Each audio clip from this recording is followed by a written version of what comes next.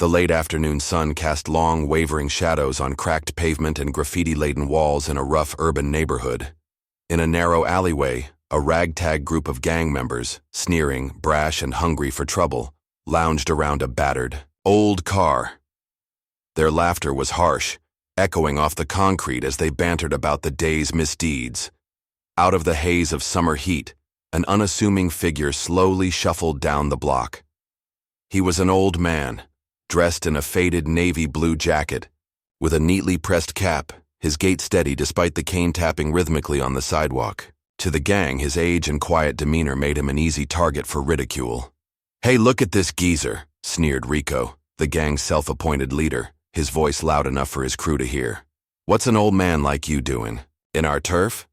His cronies snickered as they pulled out their phones, eager to capture the moment for social media.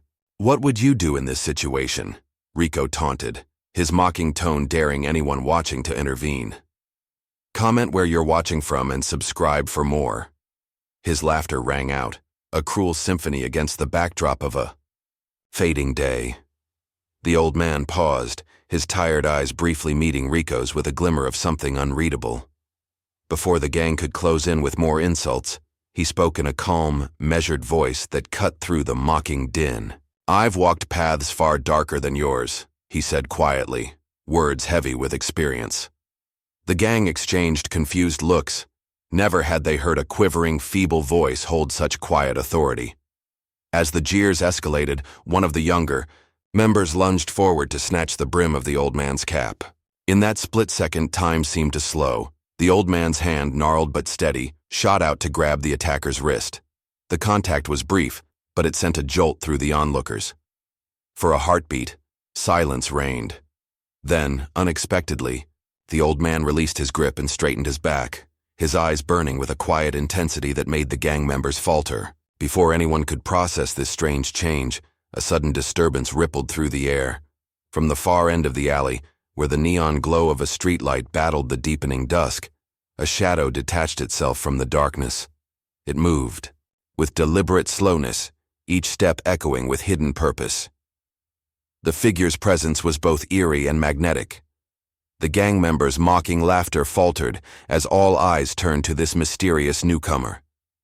The old man's expression shifted imperceptibly as he glanced toward the approaching shadow. In that charged moment, Rico's bravado wavered, and even his cronies fell silent. The shadow paused at the very edge of the light, revealing just enough of a face beneath a wide-brimmed hat and dark sunglasses to send a ripple of unease through the group. A low, gravelly voice broke the silence. "You think it's a joke to mock a man with a past?" The voice, measured, authoritative, and laced with unspoken history, hung in the air. The gang members exchanged nervous glances, realizing that the situation was rapidly spiraling out of their control. The old man, whose calm had now turned to something fierce, merely inclined his head, as if in acknowledgement of the stranger's presence. Before anyone could react further, the mysterious figure stepped fully into the pool of light. His eyes scanned the scene with a knowing intensity that suggested he had seen more than he let on. "There are battles fought long before your petty street wars," he intoned, his voice resonating with authority and warning. "And sometimes, those battles come home." The tension in the alley grew almost unbearable. The gang members, caught between their arrogance and the sudden gravity of the moment, found themselves rooted in place. The old man's eyes, dark and resolute, now betrayed hints of a storied past, one of sacrifice, honor, and hidden valor. As the shadowy figure's words faded into the cooling dusk, Rico's laughter faltered and then died away, replaced by a creeping dread. The gang had come expecting an easy mark. Instead, they were now entangled in something far beyond their understanding. The old man, still holding his cane as if it were a symbol of his unyielding determination, took a slow step forward. Just as the air seemed to pulse with the weight of unspoken challenges, the mysterious stranger's lips curled into a slight, almost imperceptible smile. "You're about to learn that every man has a story, one that can change the tide of fate." Before the meaning of his words could fully settle, a sudden flash of movement caught everyone's eye. Another shadow emerged from the doorway of a nearby building, its presence dark and foreboding. "Who is this new figure?" And what secret does he carry that could shatter everything the gang thought they knew? In the moments after the strange figure's foreboding warning, the neighborhood seemed to hold its breath. The gang members, once so sure of their superiority, now found themselves grappling with an emotion entirely foreign: fear. Even Rico, who had led his crew with arrogance mere moments before, now looked around nervously, his confident sneer replaced by a frown of uncertainty. The old man, whose once hidden strength was now unmistakably evident, slowly began to recount quiet memories. He told himself, almost as if to reaffirm his identity, of battles fought on distant shores and the unyielding code of honor he'd carried through decades of hardship. His eyes, though lined with age, burned with the fire of a soldier who had seen both glory and the scars of war. It was during one of these pensive silences that the stranger from the shadows, whom the gang now recognized only as the Watcher, spoke again.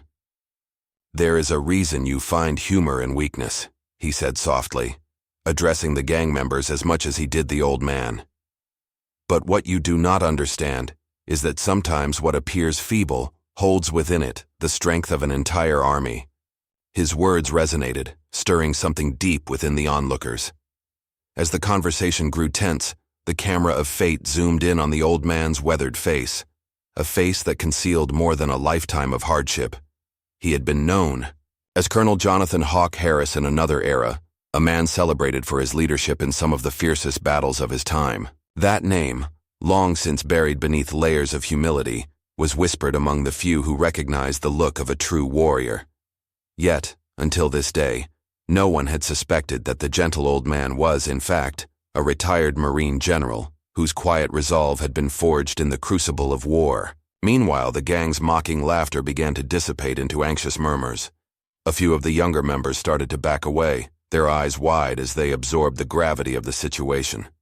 Rico, however, clung stubbornly to his earlier bravado, determined to salvage his pride. "I don't care who you were," he spat, trying to sound defiant. "You don't scare me." But his words rang hollow. The Watcher's presence, his quiet, calculated demeanor, seemed to amplify the underlying truth: that not every man could be judged by his outward appearance. As if on cue, the wind picked up, rustling discarded newspapers and scattering dust around their feet. The atmosphere was electric, and every second felt stretched to its breaking point.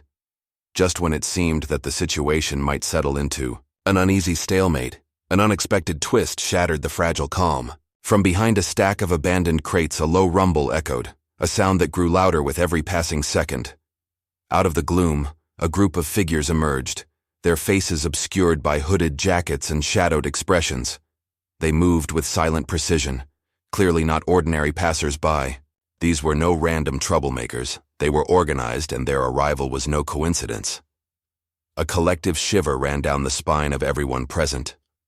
The Watcher's eyes narrowed as he observed the new arrivals, and even Colonel Harris, his eyes now glinting with both resolve and sorrow, seemed to brace for an impending storm. "They are not here for a simple street brawl," he murmured under his breath, recalling dark chapters of a past conflict that had once torn communities apart. As the hooded figures drew closer, the gang members realized that their initial act of mockery had inadvertently set off a chain reaction with consequences far beyond their understanding. The new arrivals advanced slowly, each step measured and ominous, as if they were executing a well-rehearsed plan. Their presence amplified the rising threat, an unseen adversary whose motives were shrouded in mystery and whose connection to the old man's past remained hidden. Just as a fragile sense of hope seemed to be within reach, when it appeared that the situation might yet be contained, the lead figure among the hooded group lifted his head, and his eyes, cold and unwavering, locked onto Rico. "You think you can laugh at honor?" he boomed, his voice echoing through the silent street. In that very moment, a piercing siren wailed in the distance, and a shot rang out, shattering the tense silence. With an unseen adversary now shattering every plan, who fired that shot, and what force has just been unleashed upon them all? The sound of the shot reverberated off the brick walls, and chaos erupted in an instant. In the flickering glow of streetlights, gang members scattered like startled birds, their earlier mockery replaced by frantic shouts and scrambling feet. The once quiet alley had transformed into a battleground of confusion and terror. In the midst of the turmoil, Colonel Harris, once mocked as a feeble old man, stood his ground with a steely calm that belied his age. With eyes that had witnessed horrors on distant battlefields, he surveyed the scene. The hooded figures had vanished into the shadows as quickly as they had appeared, leaving behind only the echo of their threat. Rico and his remaining crew huddled in a tight cluster, fear replacing their earlier arrogance. Their faces, once animated with cruel laughter, were now etched with panic. The turning point had arrived. For Colonel Harris, this was no longer a simple confrontation with disrespectful youth. It was a moment of reckoning. Memories surged through his mind. The roar of artillery, the chaos of combat, the brothers he'd lost on battlefields where honor was the only currency. In that crucible of memory, a decision was forged. There was no going back now. He moved toward Rico and his gang with measured steps, his gaze unyielding. "You have made a grave mistake," he said, his voice low and resonant. "When you mock a man who has served his country, you invite more than laughter, you invite consequence." His words, heavy with the weight of his past, struck a chord of terror in the hearts of the young men. But as the gang members began to cower under the reality of the situation, another betrayal cut deep. Among those who had jeered moments before, one member, Jamal, a kid barely older than a teenager, stepped aside.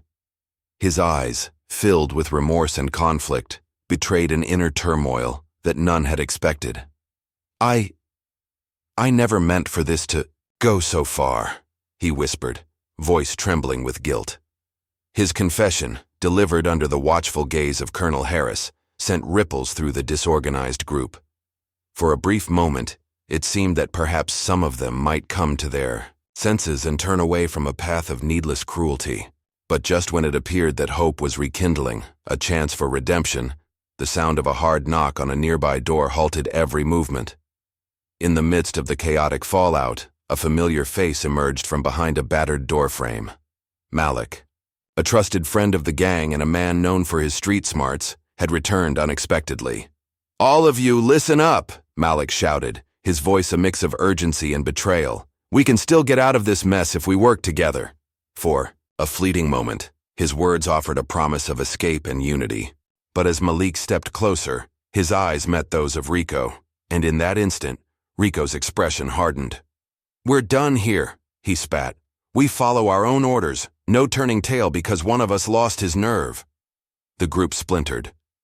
Jamal's quiet confession of regret was drowned out by shouts as loyalties crumbled. The closest ally among them, Malik, who had once been their anchor, now seemed to side with Rico's ruthless vision. In that charged moment as the gang's internal divisions threatened to tear them apart, Colonel Harris recognized that the tides had turned irrevocably. The mockery, the shot, the betrayal, it had all converged into a point of no return. The chaotic echoes of shattered loyalties filled the night, Malik's face contorted with inner conflict. "I'm sorry," he muttered, barely audible before stepping away from Rico's side. In that moment of fractured unity, a new sound emerged from the darkness, a deep, guttural growl that wasn't human. The ground trembled, and from the shadows, a massive silhouette moved toward them, its identity hidden but its threat unmistakable. Their closest ally has turned against them, and now an unknown horror stalks the scene. What monstrous force is about to change everything?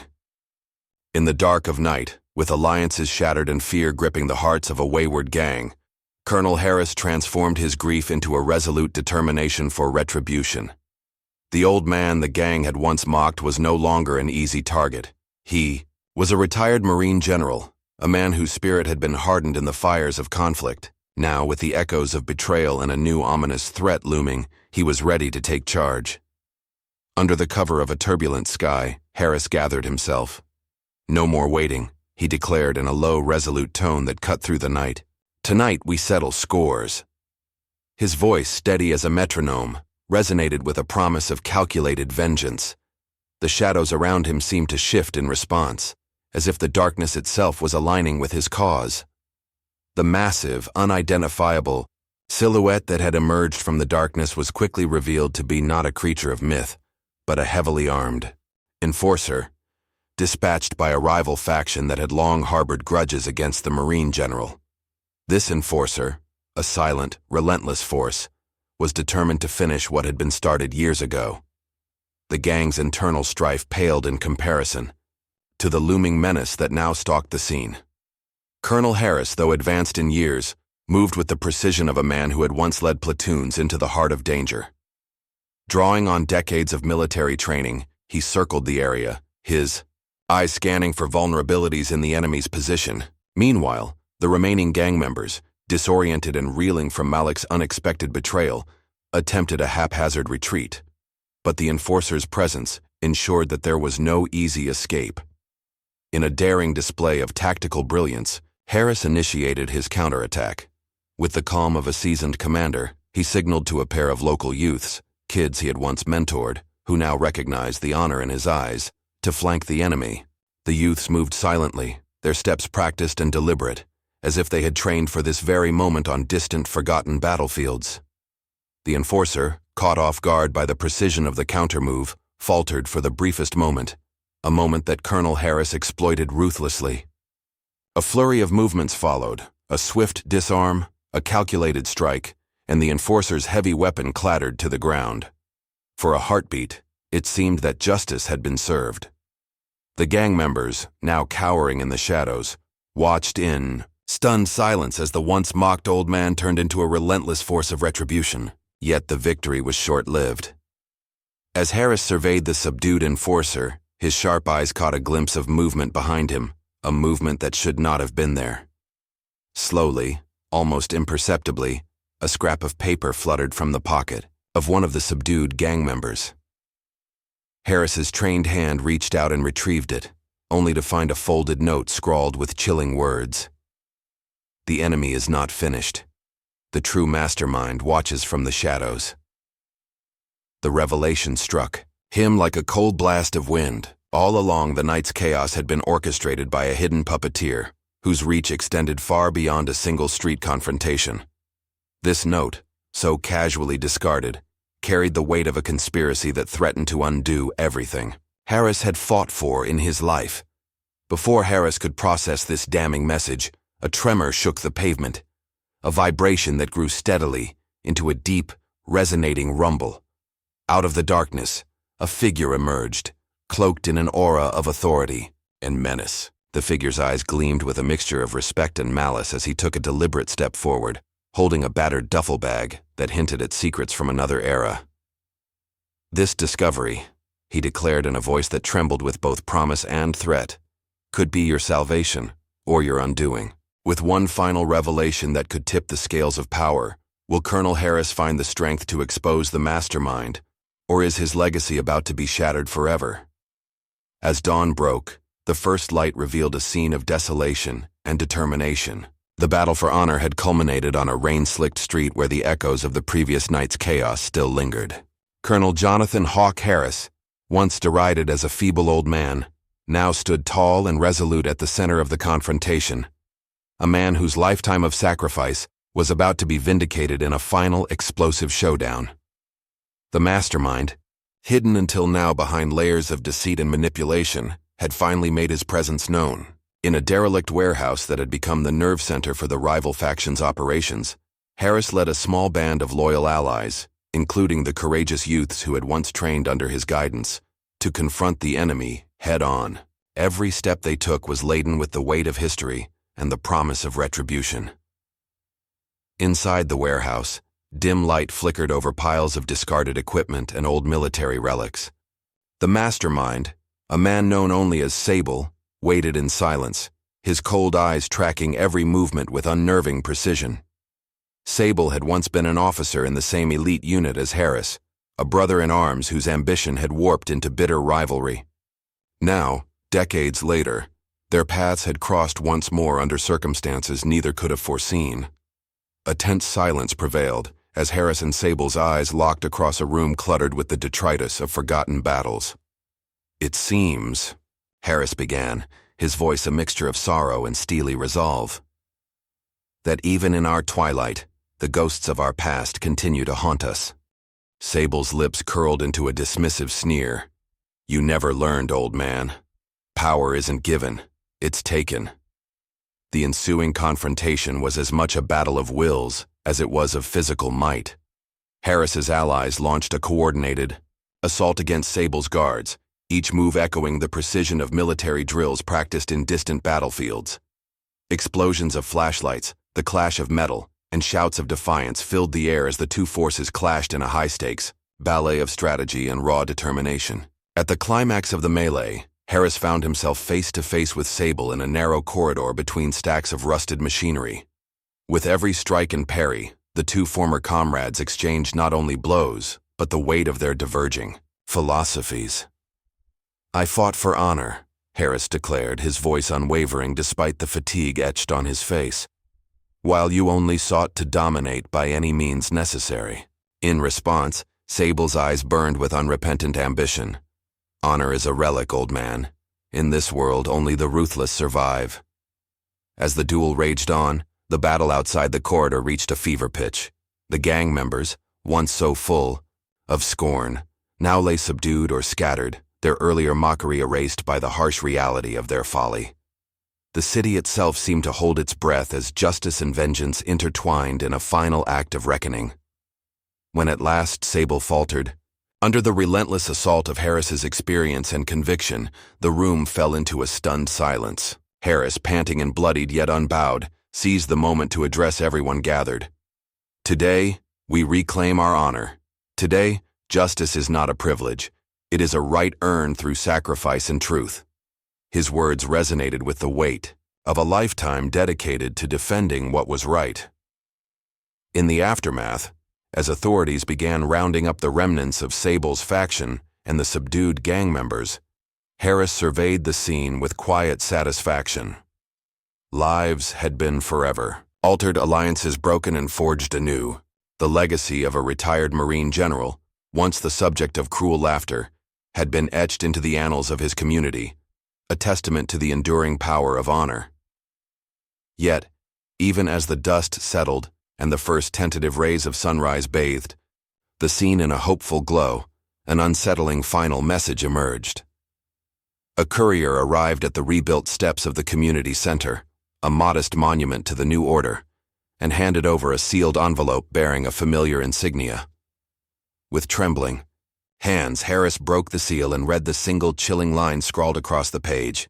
This is only the beginning. As the community began its slow march toward healing and new beginnings, Harris's gaze lingered on that ominous message. What would you have done? He seemed to ask, his eyes locked on a future fraught with uncertainty. The story may seem over, but is it really?